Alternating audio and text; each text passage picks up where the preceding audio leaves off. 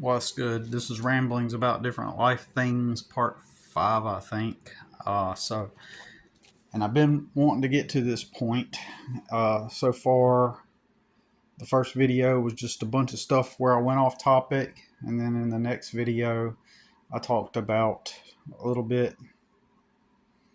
I can't remember right now, but I know two of the main points was talking about going into business with my friend. Would now that it's 2026 and uh, my friend, maybe even friends plural, uh, know that the world is not what they were taught it is, or maybe they're still enmeshed, like programmed, like they're blinded by the programming, and they believe that you can't start a business and stuff.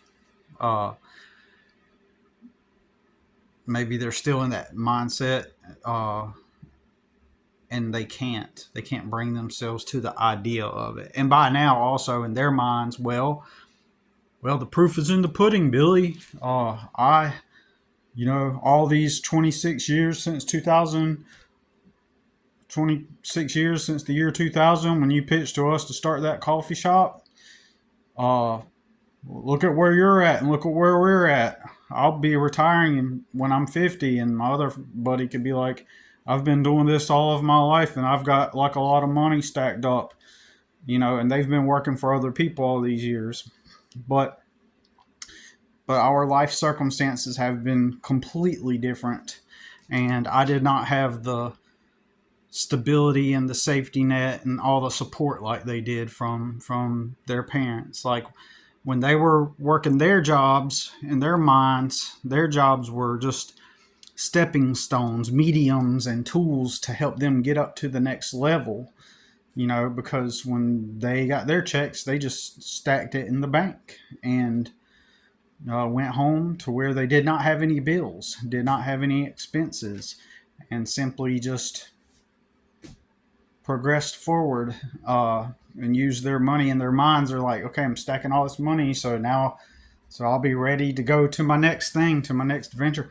For all I know, my buddy might even one of my buddies, when he first moved up to Alaska, and I would tell them everything I'm telling you here. Like, I will say it to their face, right? So it ain't like I'm talking about them. But they when he moved up there, he got to stay in his brother's cabin. So he went from the Carolinas, living with his mom. Did he pay her rent or help her with the rent? I don't think so. I don't think he did, necessarily. I don't know if he helped her out at times. That's none of my business. But my point is you know, he. I just remember his mom working two jobs and always just stressed, depressed, and did not enjoy life. She was a miserable person, actually, and when she got off of work, she would just watch TV and knit, and she did a really great job at knitting. Uh, and and that's all she did. I watched her every day, and that was like a miserable life. Like, to think that you're going to go work, clock in at a factory from 6 a.m. to 2 p.m., 2:30 p.m., and then come home a little bit before 3,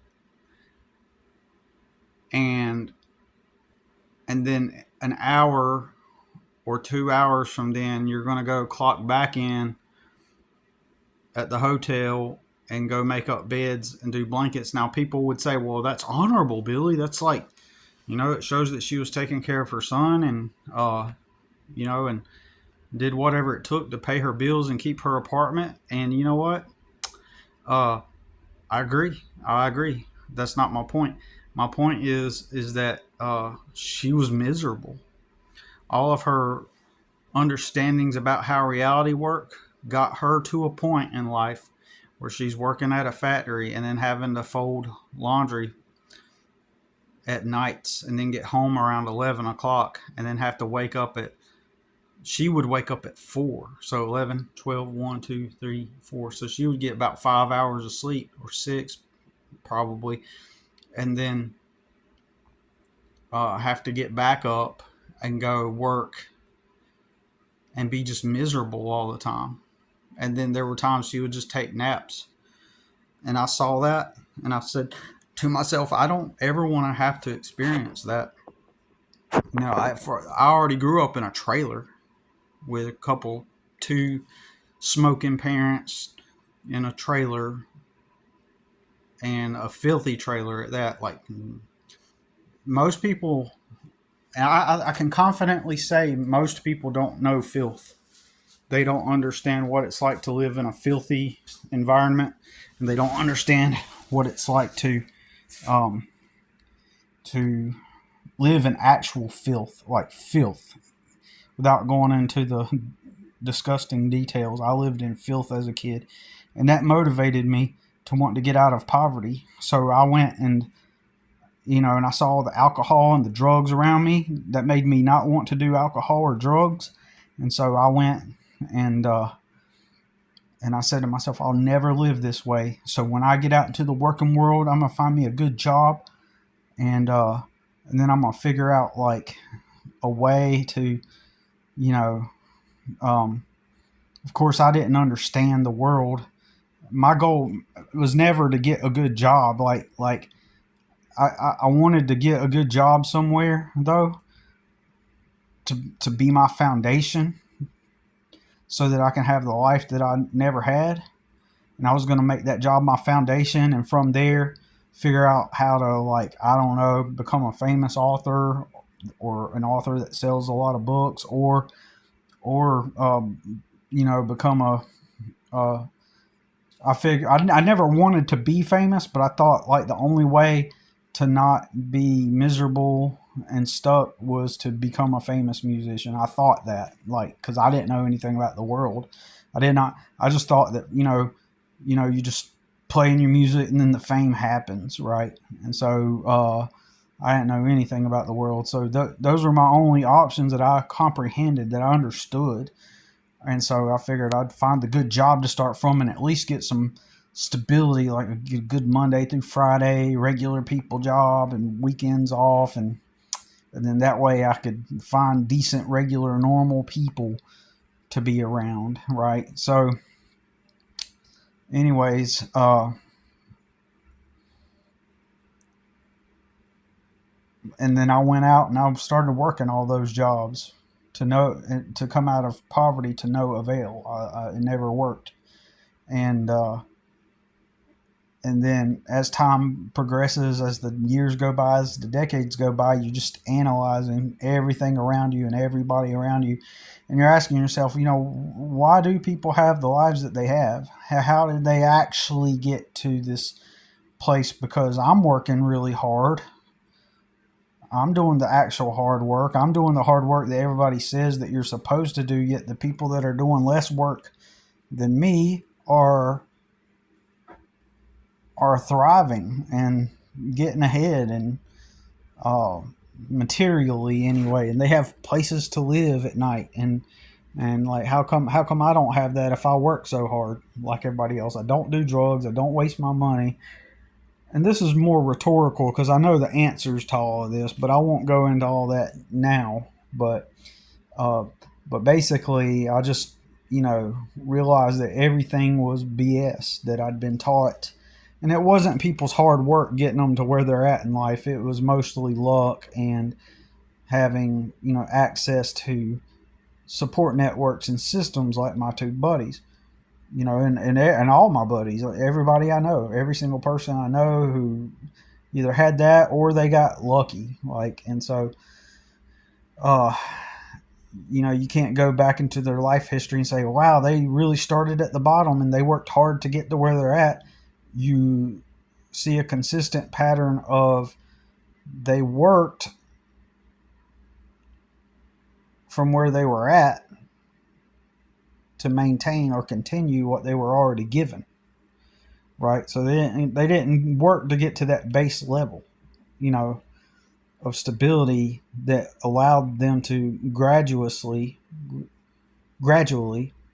get to being self-sustaining within the framework of the system. So my buddies, they can, try to like say, well, Billy, you say this, but, how come you're not this? How come you're not that?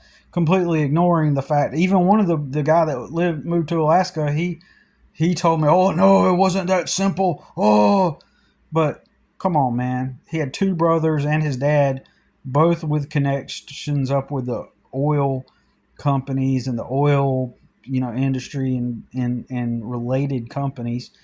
So they were already established and pretty well established in that industry. And so for my friend to go up there and get a job up there with their help, it's obvious that they played a part in it, right? But he one time said, oh, no, it wasn't all that easy. Because I told him, I was like, you got to go stay at your brother's cabin? So he got to move from here to Alaska, stay in his brother's cabin, take the time to figure out which job he wanted. And once he got hired on, he just got to go there. And I don't even know if my friend has his own house now. I don't know if he has his own house or if he still lives with his brother or what. It's possible he low-key has his own house by now and has never told me. I never asked. I've never asked in 20-something years. I've never asked, did you ever get your own place? Do you got your own apartment? I don't know. And and so I might ask him that today. And but the point being is he had all the connections, and he just went up there and started working. But back then I still thought, well, I can just stick around here where I'm at, even though I don't got all the help that y'all have. I can just work really hard and work an extra job on top of my full-time job, and eventually that stability will come into place. Eventually that stability will happen if I just work hard and I don't do drugs, I don't spend my money, I don't drink, and so I make right financial decisions. But in retrospect, the way people get ahead is with help, with access to people and resources. Even the people that work, they worked 3 jobs, even those people got help along the way, substantial enough to where, those 3 jobs were able to work because they were able to, ping off of someone else in some way, or basically, live off of someone else, right? And along the way, those people probably got lucky. And most, just to be real, most people are kind of conformists. And the people that you would find that did do all that, you're going to discover things about their personality that makes them quote unquote normal and relatable with their common peers. And so through that, you make networks and connections along that journey of working those 3 jobs. You're making connections with these other peers and acquaintances, and it's because they're normal, right? They're not, most of the time, they're not poor, like they did the drugs like everybody else. They followed in line. They did what everybody else did. And so when they interact, and meet people, there is mutual esteem, mutual life commonalities, because most people fell in line and they go with the crowd and they do what everybody else does, right? So it's not hard for them to make it work and navigate through systems. They too can reminisce about the days that they smoked the weed with everybody else. And, in other words, like they had their drug phase, they had their party phase, and all that stuff. But when you're some like poor guy that didn't do all that stuff, that really limits your, ability to, the work alone. That's going to build them networks and connections along the way. And you're going to find opportunities. Like they'll omit all the things that happened that placed them in a position. They'll admit all the things that all the luck, all the, maybe they worked them 3 jobs, but along the way, working at one of the restaurants, for example, they met somebody at the restaurant who they could smoke with after work, and that person said, "Oh, well, you can, crash on my couch, or you can, rent a room in my house for a couple weeks, and then, if you want to stay here, maybe you can start paying me some rent." They'll omit all those things.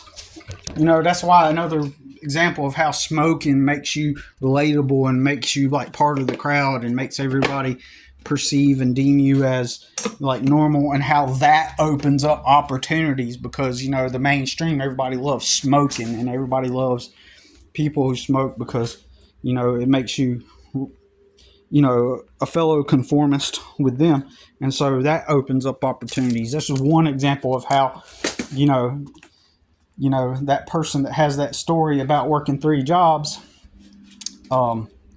you know they'll omit all of those opportunities that fell in their lap and came their way while they were working those 3 jobs, and they'll just omit all the lucky aspects. But see, even then, it's context dependent. Every person's circumstances is unique. And so, as everybody navigates life, nothing is 100%. I'm watering my tree. Nothing is 100%, the same all across the board. It ain't like a blank slate, like one set structure. So, but yeah, like, would my friends want to, or template, but would my friends start a business with me today after the fact, after like now because they see my Facebook posts and stuff, and about when I talk about this stuff, and, are they aware that in retrospect, I stand firm on this, had me and my 2 buddies, or anybody, had went and did a coffee shop back in the year 2000, 2001.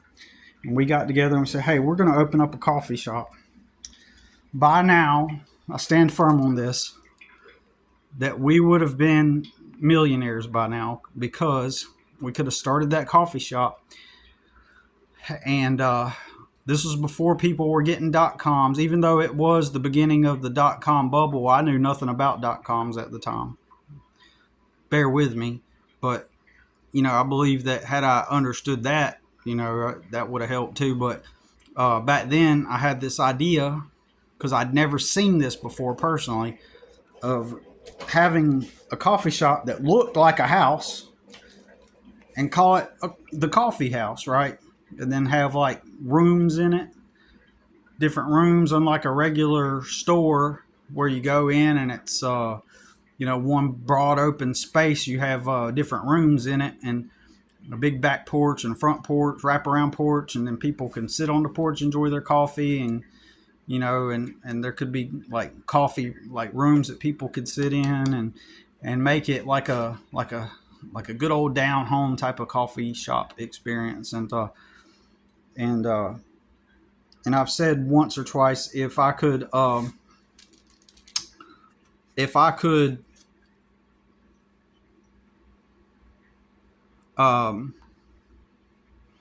even if like I could have sold that business, even if that wasn't my millionaire business, like the coffee house, I could have gotten that business going, perhaps opened several locations, and then sold it. And maybe if that wasn't my $1 million maker business, then I could have made a business out of something else, and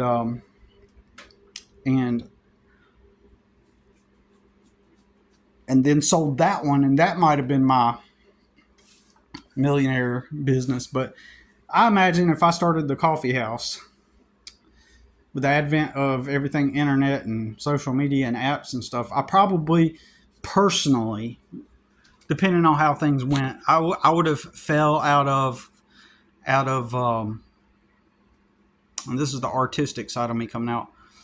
I would have probably fell out of desire to have that brand and maintain it as my values changed and my perceptions changed.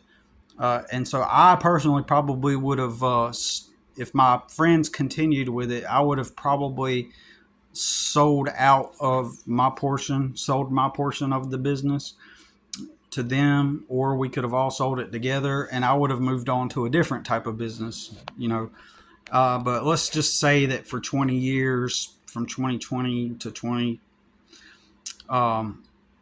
from 2000 to 2020, let's say that we had that coffee shop open and we sold it 20 years later, I could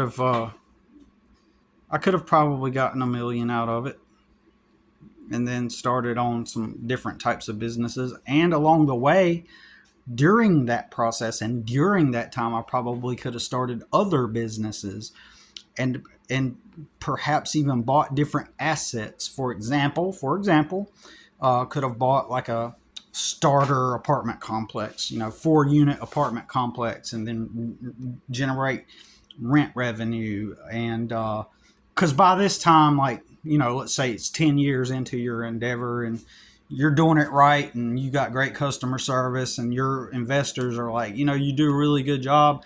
So now you've become known to people that have money and capital. And so you are now a trusted person. You've consistently, diligently worked your business.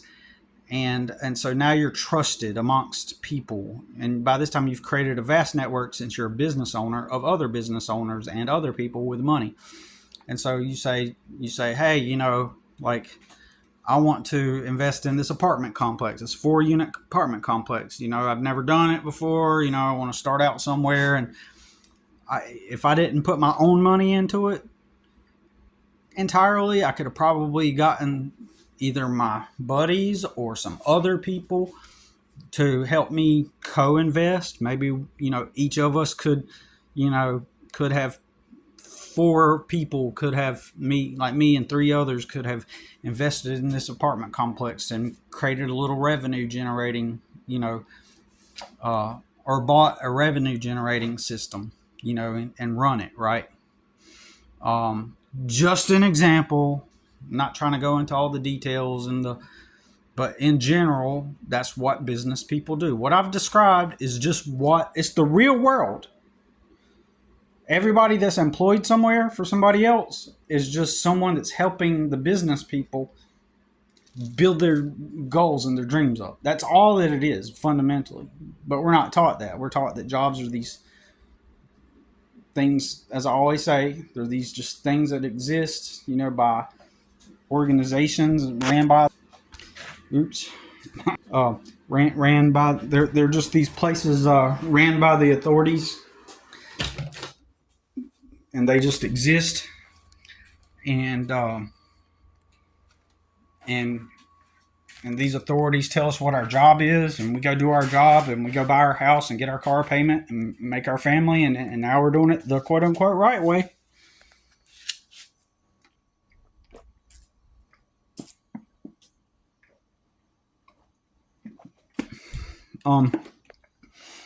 So there's that. It's a day after the snowstorm, by the way. And, well, it wasn't a snowstorm, it was an ice storm, all that sleet.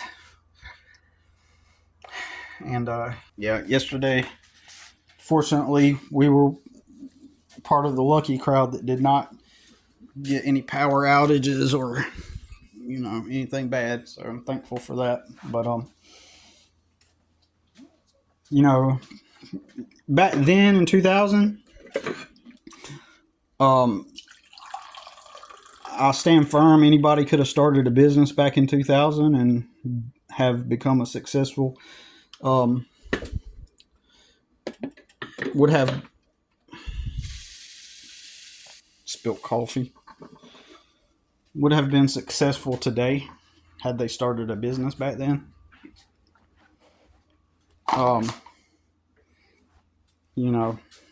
as long as you were like a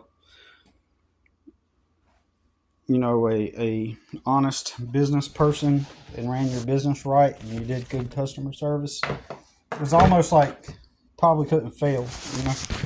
Probably wouldn't have failed at it, in my opinion, based on what I know now. Right? You wouldn't have failed at it. So, I have not started my truck this morning. I have just been here all day. I don't have any customers currently. I got one customer that she might call me for something, but I think I'm pretty much done for the season until the spring for the most part, unless she's got little knickknacks she wants me to do. And then I got this other customer that wants some rose bushes trimmed up, which I told him February is the best month, the middle of February, but he I guess if he forgets and wants me to come in January, I'm going. I mean, I'm going to make the money, you know. So basically, I'm down to those two customers right now. And so that means this time of year is my less than optimal time of year. So anyways, it's 3 o'clock. I'm having a afternoon cup of coffee. And so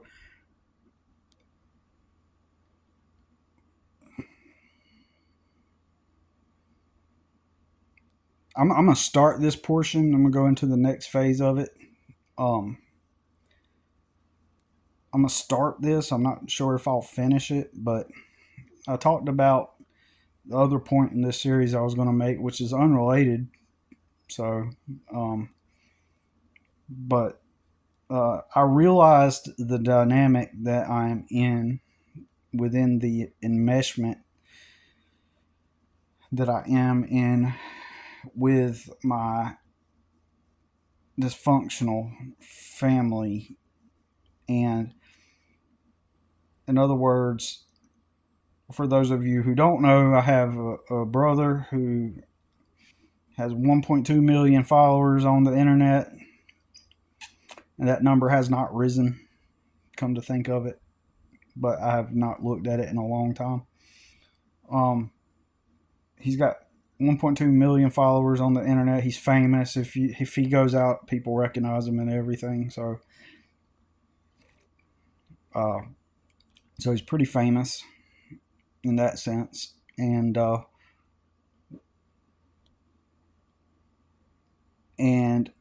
pretty soon I'll have to leave here in April, and I would like to move away somewhere far away for several reasons. And it would not be the first time that I completely disconnected from my family, but one of the things that there's a way that I benefit from being connected to my family, in that we are moderately economically enmeshed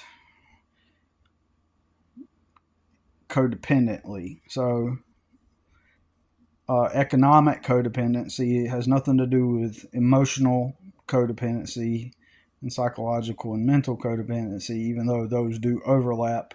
For me, it's not any kind of that. It's only economic codependency. Okay, so this helps me a lot. It helps me to leverage. So from a practical means, it may make life harder if I end up moving far away, because I don't have the money or the resources or the connections for the first of all, and in case of an emergency. And the logical, practical thing would be to, if I stick around, then I have access to that network. And so I'll give you an example of how my mother is economically somewhat codependent on others.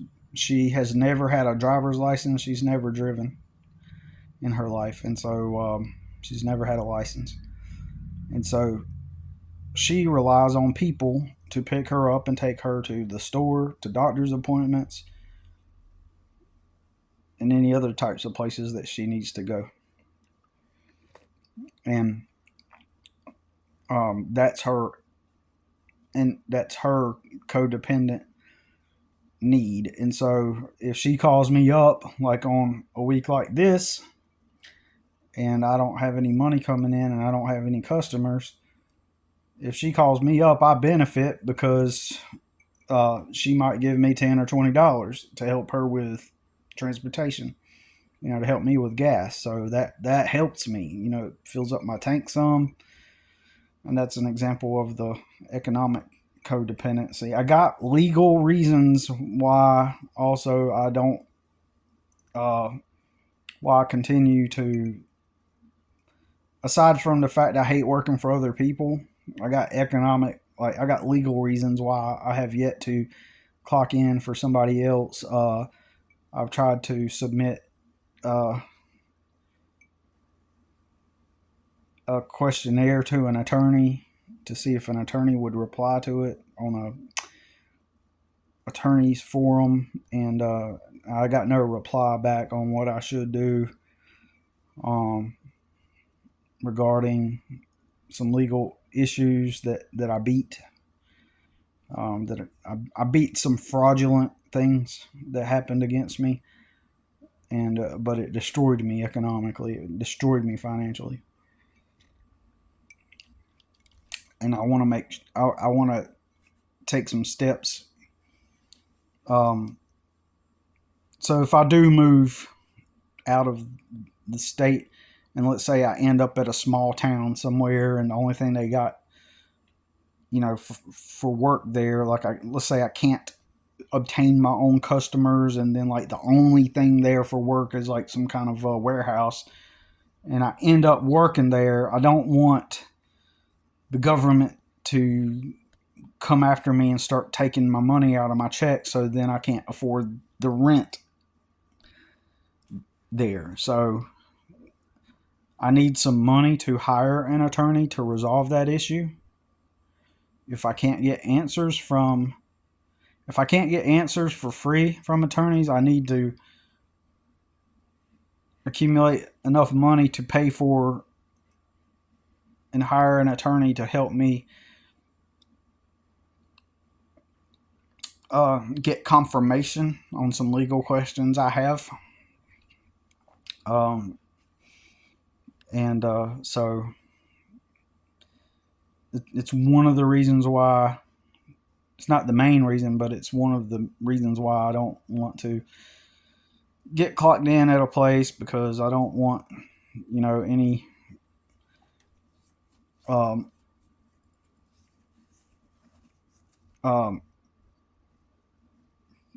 cases being open on me, and then they start drafting money out of my check, right? Fraudulently. So I'm enmeshed within my family dynamic, and now my brother, who the famous brother, he borrowed money from my mother to get a tooth taken out, $600, I think, a couple of months ago, and he gets paid every Wednesday. In my opinion, someone else owns his social media page that has 1.2 million followers. So he could still leverage that to get attention and get followers.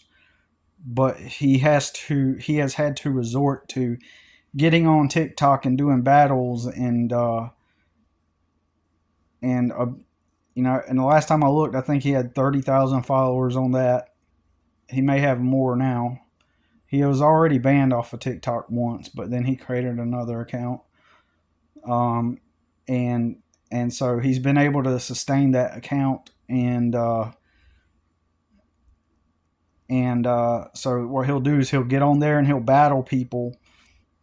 And to put it into perspective, my sister, who does not obviously have that kind of following, she gets on the battles, and she made a couple $1,000 just getting on TikTok and battling people, and basically whoever wins, I guess gets the money or something. And then while you're on your live, people can send you money and tokens or some shit that you can convert to money. I don't know how it works. And even my mom goes on there, and honestly, I'm considering doing this, but I just don't know what angle I want to put out there. But my mom, she even goes on TikTok, and and she made like, I want to say $60. So just talking to random people and stuff. But anyways, one of my sisters made a couple $1,000s. She was unable to afford a place to live, so my famous brother let her come live with him, and he has a history of trauma bonding her, and and this is not even, this is facts. Like, he has a history of trauma bonding her, and then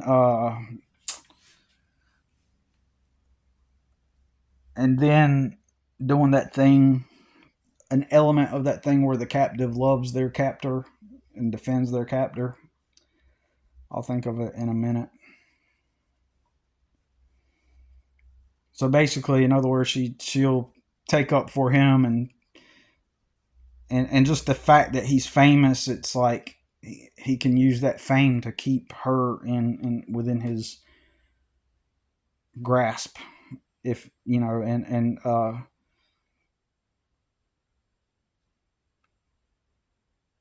and so he will brag about how he helps his family, but he's constantly broke. He still hasn't paid my mother back yet for that $600 tooth pull. But the halo effect of fame has everybody still hypnotized,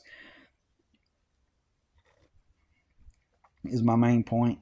And I realized what I'm dealing with. Like, I mean, I realized it a long ago, but as time passes, it's been 9 years since his video randomly went viral, and which was an opportunity that landed in his lap that allows him to make money online out of nowhere. And so initially, everybody labeled him as a genius. Like, oh, he figured something out. Oh, he crafted an angle. He did some kind of plan. He did this or that. After the fact, everyone attributes all these like genius qualities over to him, when in reality, the actual truth of the matter is it was just random luck. But so after having been through 3 different houses over the years where he was unable to pay rent at those houses, and he had to move, and going through different houses of rental houses, and then eventually not being able to afford it, and then having to move to different like, he eventually, like, what he'll do is sometimes he'll get lump sums of money. I'm assuming, because I don't know the details of it all. He'll get lump sums of money, and then he'll just like blow it nearly immediately. And then he'll do stupid things, and then after the fact, because the halo effect of fame is so strong, he'll be like, oh well, I did it because of this, I did it because of that, this thing or that thing.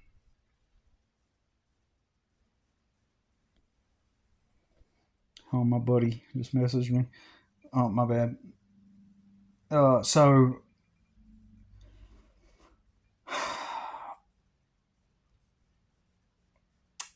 it distracted me, but what I'm saying is the halo effect of fame. So he'll have these like times where he seems like he can get on TikTok and he can make a large chunk of money, every week. But he's also not like a hardworking person. He just sits around and and doesn't work, and so the fame just enabled the chronic laziness more than anything. And so he uh, blows his money. He at times able to make large sums and then blow it, and then so at one point he had a tour bus that he bought, and but eventually, he's like, oh well, now that I'm moving out of this house, I'll live in my tour bus. And that's what I was going to say earlier, a couple minutes ago, that what he'll do is he'll fuck up, and then after the fact, he'll say, oh well, it's because this is part of the plan. But effectively, that's what it boils down to. It's like, oh well, it's just the angle that I'm working right now. Like, it's part of the plan. I figure like I can get ahead, if I just live out of my tour bus, and all this stuff. Well, eventually he has to sell the tour bus, right? And then now he's at a local apartment complex, an old local apartment complex, and that's where he lives, and so he's still able to just dabble. It just landed in his lap 9 years ago, and it's given him the ability to dabble. And if he really wanted to, he can maintain like a place to live and build and stuff. And so I guess he's at a point now to where, even despite his negligence, the amount of followers that landed in his lap has opened enough opportunity that he virtually can never do without now. It's like, if that makes sense. So it would take something like disastrous or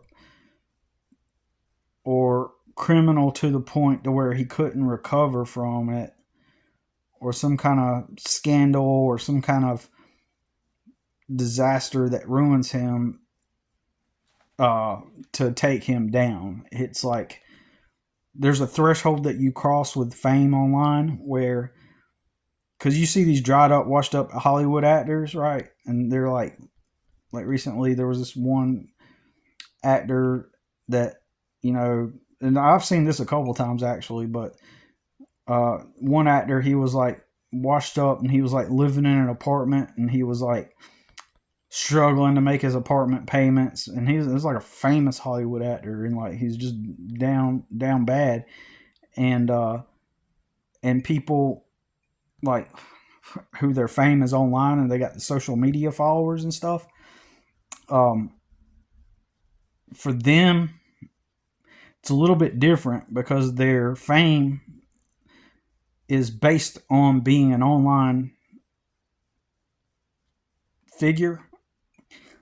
And so as a result, by being that online figure, they are perceived by everyone as, well, let me rephrase what I'm trying to say. Because that is the basis of their fame, it's like there's a threshold you cross where you can virtually get money handed to you anytime you need it, like you're never going to do without, because the fame overshadows rationale, logical thinking, and so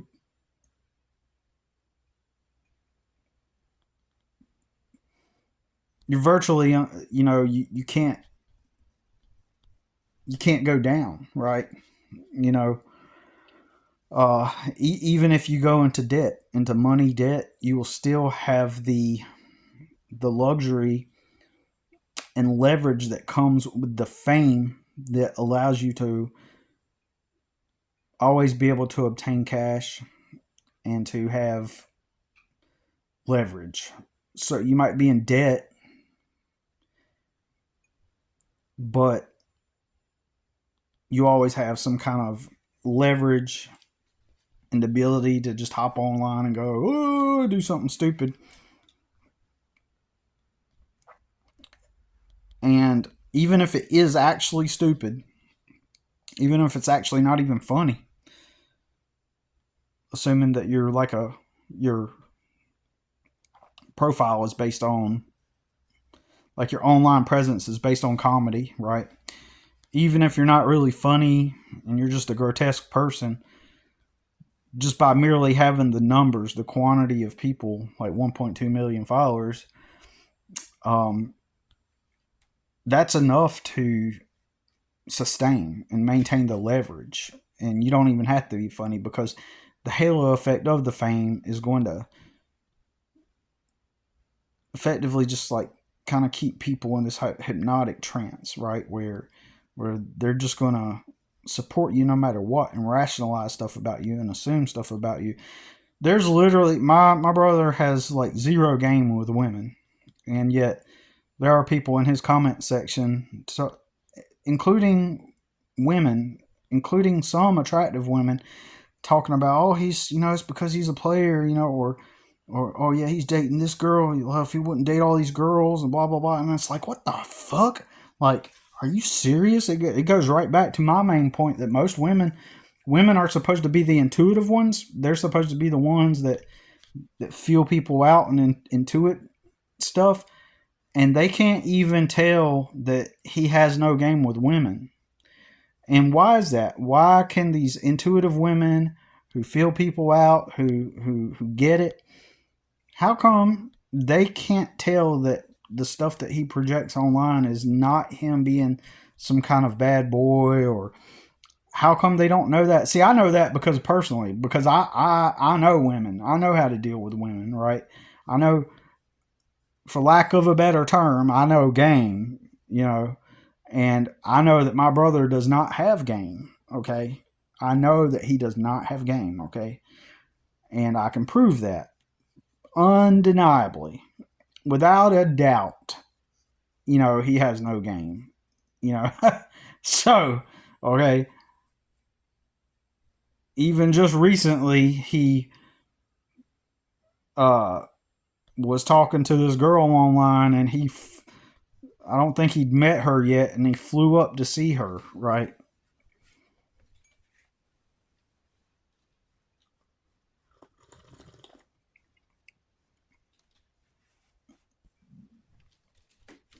Anyways, and he's not like some Chad either. He's not some uh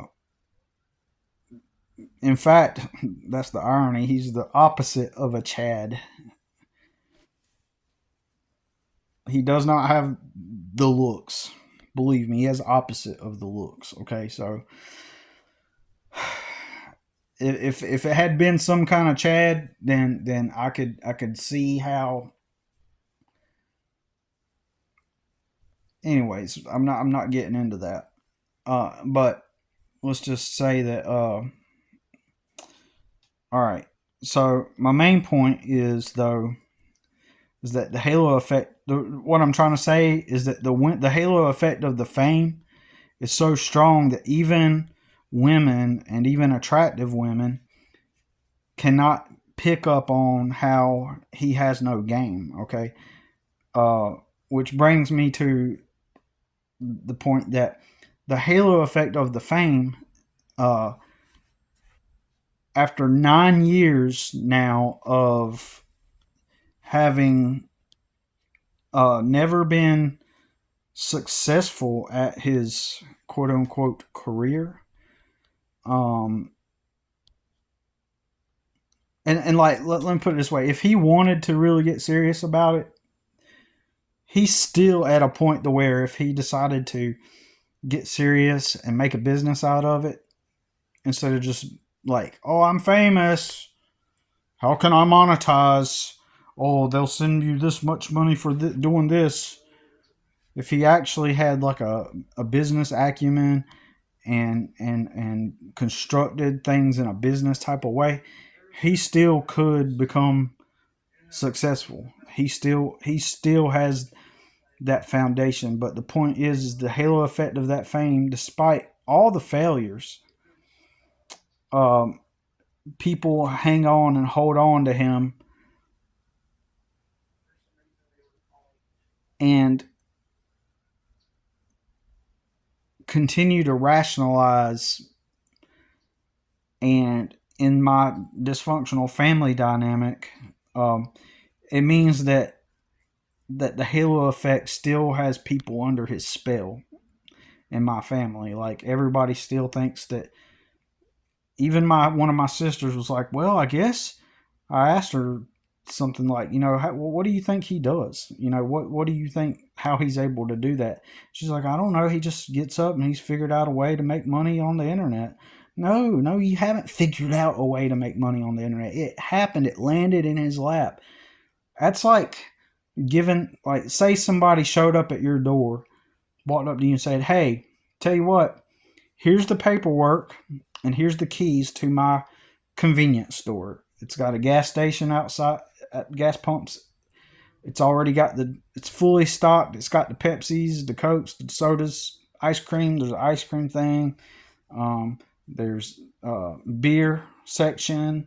There's snacks, and it's in full operation. In fact, there's already 2 or 3 employees working for this gas station. Here's the paperwork. I'm signing it over into your name right now. It's my gift to you. Here's you a gas station, a fully working gas station. It brings in X amount of thousands of dollars a month in revenue, and as long as here's the keys. It's insured. We got insurance. We got everything. We're not behind on taxes. We're not. There's no problems with the building. I mean, fully functional service station, right? Imagine somebody gives that to you, right? Well, now you were just handed a money generation, a revenue generating mechanism, right? And all you got to do now is take a cut of it every month. But let's pretend that it was handed to some moron, right? And they just decided, well, yeah, I got a gas station. I don't feel like coming there today. It's Monday. I just want to take it easy today. And last week you just didn't feel like it, so you didn't make a schedule for your employees. And you just weren't in the mood. You just didn't feel like it. And none of the employees show up to unlock the store. And so customers start showing up and you're closed and they drive away. But then Tuesday, you're like, I feel like operating it today. I think I'll go in. Let me get the key. Turns out you had a couple of employees booked, in advance on a Tuesday, and they were already there, and you showed up and be like, hey, what do we need to get done? Oh, okay. Here, let me stock the shelves a little bit. Well, it's 12 o'clock. I think I'm going to go get some lunch and call it a day. Y'all just keep it running until it's nighttime. Close it at 9. Imagine you ran a business like that. Well, everybody would think, oh, he has a gas station. He's a successful gas station owner. It's literally the same thing, and it was handed to him, right? So my sister doesn't comprehend that it's not because he's intelligent. It's because the opportunity landed in his lap, and he just maintains it whenever he's in the mood. He's a highly feminine person. He's in the mood. Everything's based off of his feelings, how he feels in the moment. High estrogen. A lot of people think of him as they make fun of him and call him a woman. They can't tell if he's a man or a woman. And they say, oh, he looks like a overweight lesbian, And so the main point of it is like, by me remaining here with my family, I just realized how strong that halo effect is. They think that he's figured out something. They think that he's, that he has a strategy and that he's figured it out. And in my opinion, they would be in denial if I were to say he hasn't figured it out. All he did was just the opportunity, the keys were handed to him. The opportunity landed in his lap and he's just maintaining it. In the same way, if you're handed a gas station and the owner says, okay, here's the keys, here's the paperwork, it's yours now, here's how you run it. It was handed to him, right? in the same way. You know, and I realized how strong that is. That and in the other week, he even called my mom again when he was stuck up north, trying to borrow money from her for a plane ticket because he wanted to leave and come back down here, and he didn't have money to get here, and he had to wait on his TikTok money to come in, and it was like 3 or 4 days out before he could get his TikTok money. So that's he lives ver- perpetually online, on TikTok, doing battles just to make enough money to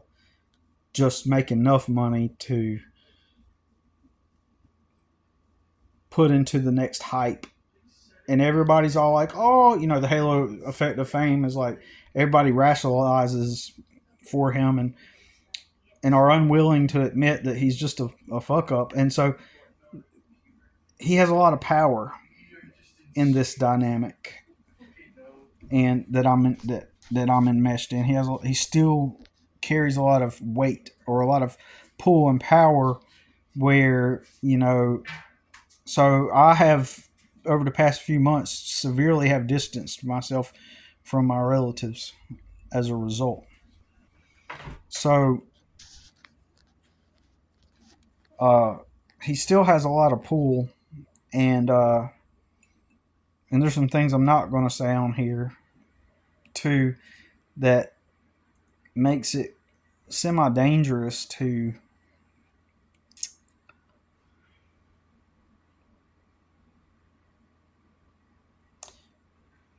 especially like when my sister, like, she started staying with him, and for the first time she gets on TikTok, and now she's made, out of nowhere, made a couple $1,000s within a few days, right, herself.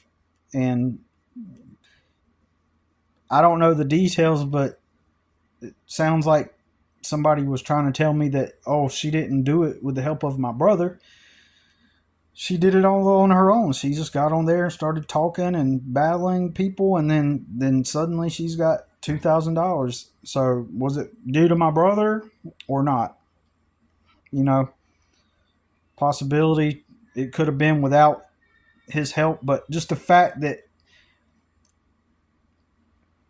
just being at his house, at his apartment, and being able to do that from there, everyone sees that and hears about it, and it's like, oh man, look how easy it is to make money with TikTok. And that's the perception of it, though, right?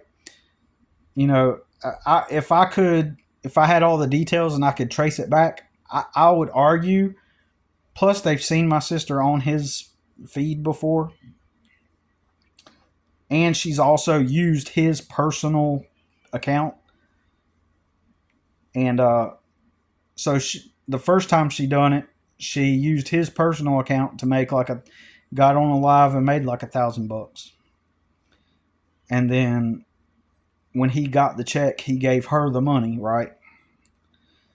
And then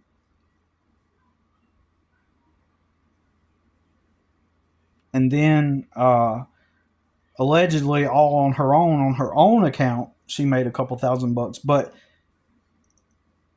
even if she did do that on her own account, then